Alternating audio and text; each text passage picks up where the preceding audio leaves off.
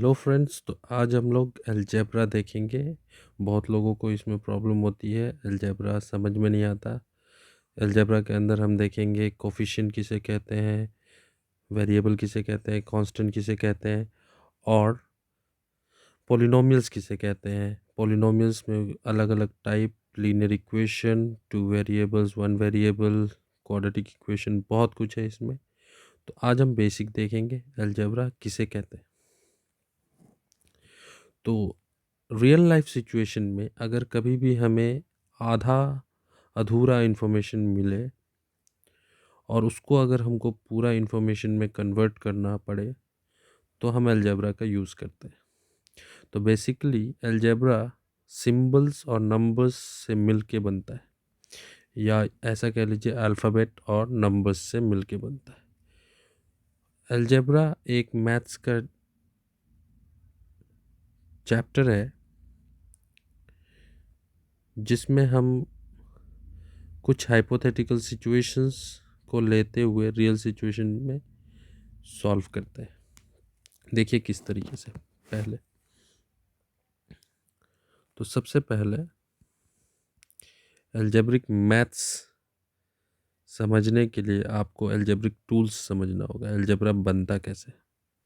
फिर हम आएंगे कि किस तरीके से हम उसको सॉल्व करें। तो सबसे पहला आपको जानने की ज़रूरत है कि वेरिएबल क्या होता है, दूसरा कोफिशिएंट क्या होता है, तीसरा कांस्टेंट क्या होता है।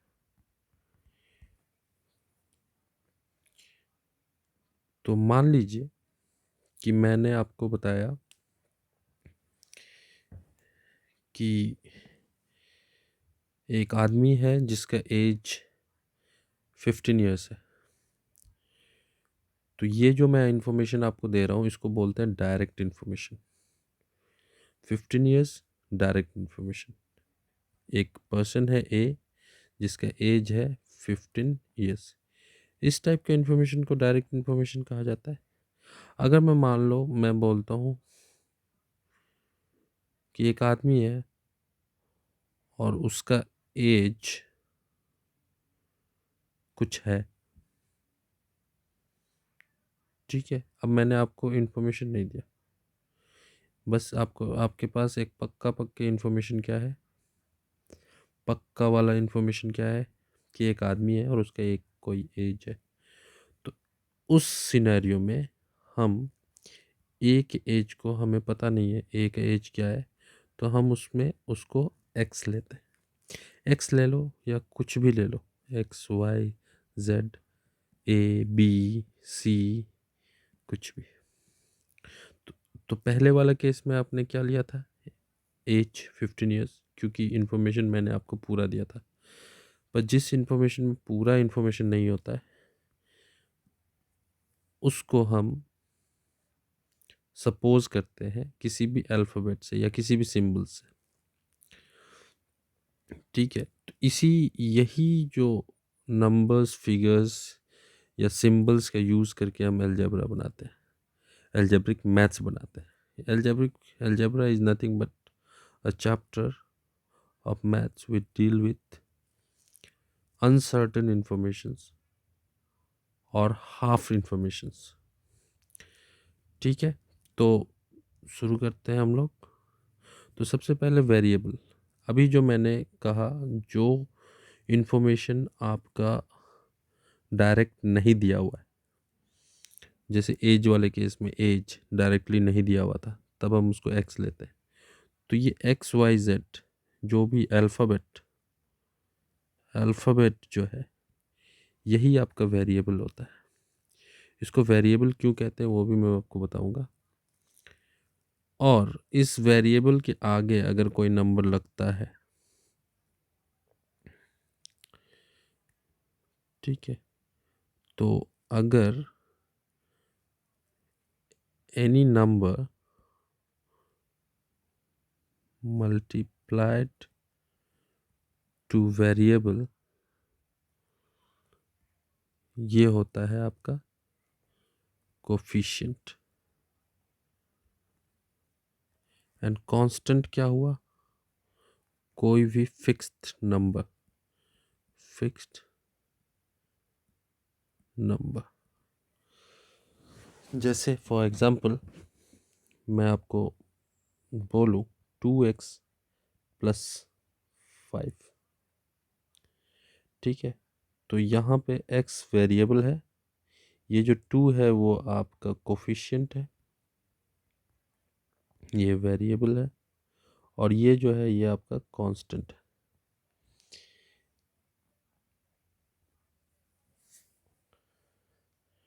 तो ये तो बात हो गई वेरिएबल, कोफिशिएंट और कांस्टेंट की। अब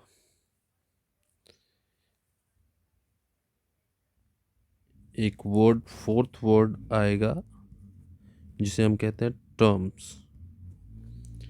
तो टर्म किसे कहते हैं?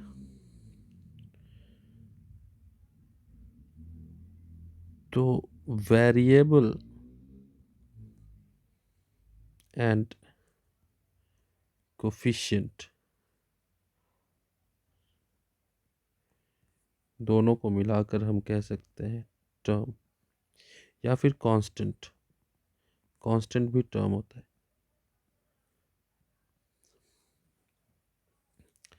ठीक है? जैसे अभी जो एक्सप्रेशन मैंने लिखा था 2x प्लस 5, ये आपका यहाँ जो 2x है ये आपका टर्म है, और ये जो 5 है ये भी एक टर्म है, ठीक है? तो ये टर्म्स अब आपको समझ में आ गया। तो अगर मैं बोलूँ कि अभी जो एक्सप्रेशन मैंने लिखा था 2x प्लस 5, इस एक्सप्रेशन में कितने टर्म है? तो आप बोलोगे 2, 5 एक्सप्रेशन। एक्सप्रेशन जैसे कि मैंने अभी बताया कि टर्म्स को मिला के एक्सप्रेशन बोलते हैं। तो ये जो जो टर्म्स आपके पास है 2x प्लस 5, ये एक एक्सप्रेशन बन गया। 2x plus 5 plus 3y suppose करो, ये एक एक्सप्रेशन बन गया। तो ये पूरा एक्सप्रेशन है, तो टर्म्स को मिला के एक्सप्रेशन बनता है। Sixth number, equation. अगर किसी भी एक्सप्रेशन में सपोज हमारे पास 2x प्लस 5 है, अगर इसमें हम कोई नंबर से इक्वेट कर दें, सपोज करो 10, लिख दिया हमने 2x plus 5 is equal to 10। अब ये एक्सप्रेशन जो है ये इक्वेशन में बदल गया। तो सीक्वेंस वाइज चलता है। देखिए एक बार मैं फिर से आपको सीक्वेंस बता दूं। अलजेब्रा समझने के लिए पहले आपको उसके टूल्स समझने होंगे, और जो अभी मैं बता रहा हूँ ये उसके टूल्स है। Algebra is nothing but maths. ये सिंपल प्लस माइनस नहीं होता है, इसमें आपको अल्फ़ाबेट के साथ प्लस माइनस सीखना होता है। तो वेरिएबल क्या है हमने बता दिया, एक्स वाई जेड कुछ भी ले सकते हैं। कोफिशिएंट क्या है, इसके आगे लगने वाला नंबर। और कांस्टेंट क्या है, अगर इसमें ही कोई नंबर प्लस या माइनस हो रहा है तो हम उसको कांस्टेंट बोलते हैं। और ये दोनों ही टर्म्स हैं, और टर्म्स को मिलाकर हम एक्सप्रेशन कहते हैं। एंड एक्सप्रेशन पे अगर इक्वल टू लग जाए तो किसी भी नंबर के साथ या अल्फ़ाबेट के साथ ही इक्वेट कर दिया जाए तो अब हम इसको इक्वेशन कहेंगे। तो ये बहुत ही सिंपल सा पहले फंडा हमने देखा। अगर इसके बाद हमें देखना है polynomials.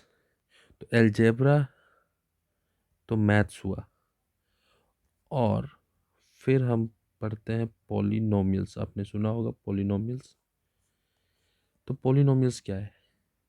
Polynomials is nothing but expression. Expression को, और एक्सप्रेशन क्या होता है? टर्म्स को मिला के बनता है। तो टर्म्स को मिलाकर एक्सप्रेशन बनेगा जब भी दो से ज़्यादा टर्म अगर आपके एक्सप्रेशन में है तो हम उसको पॉलिनोमियल्स कह सकते हैं।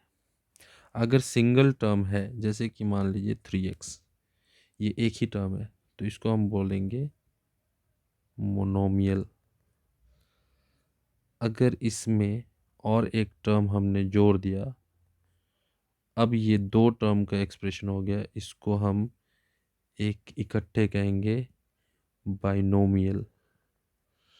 अगर और एक टर्म हमने इसमें जोड़ दिया तो हम इसको कहेंगे, पूरे एक्सप्रेशन को कहेंगे ट्राइनोमियल, एंड सो ऑन, इसी तरीके से बाइनोमियल, ट्राइनोमियल। सो अगर एक टर्म से ज़्यादा है तो हम उसको एज ए होल पॉलिनोमियल्स कहते हैं। पॉली का मतलब होता है मैनी एंड नोमियल्स का मतलब होता है टर्म्स, मैनी टर्म्स। तो ये हुआ आपका पॉलिनोमियल। तो नेक्स्ट वीडियो में देखेंगे हम कि लीनियर इक्वेशन क्या होता है। अभी तक तो हमने इक्वेशन पढ़ा, लीनियर इक्वेशन क्या होता है, लीनियर इक्वेशन में linear equation in one variable क्या होता है, linear equation in two variable क्या होता है, क्वाड्रेटिक इक्वेशन क्या होता है, और किस तरीके से हम x के वैल्यूज़ फाइंड करते हैं, और अलजेब्रा में प्लस माइनस का क्या रूल है, एडिशन सब्सट्रैक्शन का क्या रूल है। तो ये सारा हम अगले वीडियो में कवर करेंगे। तब तक के लिए बाय। और अगर आपको वीडियो कंटिन्यू, अगर आप चाहते हैं कि मैं इस लेक्चर को कंटिन्यू करूं, तो आप प्लीज़ कमेंट करके बताइए कि आगे मैं इसका एडिशन सब्सट्रैक्शन आपको बताऊं या नहीं बताऊं। तो आज के लिए इतना ही। Thank you.